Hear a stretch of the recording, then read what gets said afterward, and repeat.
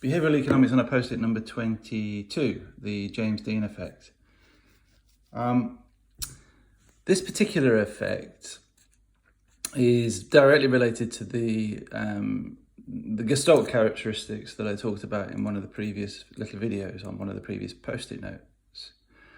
And it's named after, for those of you that don't know, it's named after the very famous American movie star of the 1950s, James Dean, who famously crashed his Porsche and died when he was, I think, in his mid-20s anyway, I think he was. I think he'd only ever appeared in 3 films, if I'm right. And all of those films were nominated, I think, for the Best Picture at the Academy Awards. But I could be wrong about that, but I think that's the case.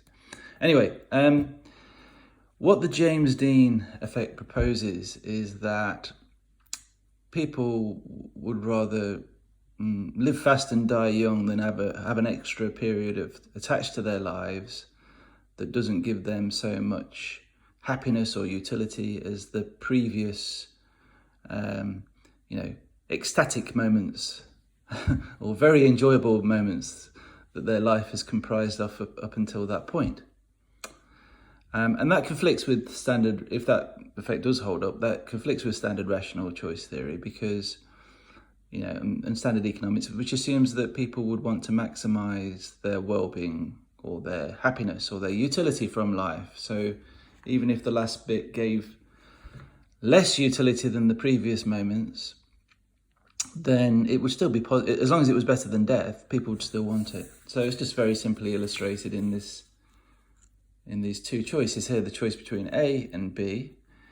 You could either have the life that gives you a lot of happiness, a very happy life, but unfortunately you tragically perhaps and suddenly die at the age of 25, but your last moments were still experienced in the happiness that you're accustomed to. Or you could have this alternative life, B, exactly the same as A up until the point of 25, except that at 25 you don't die, you suffer a marked reduction in the level of happiness that you're experiencing.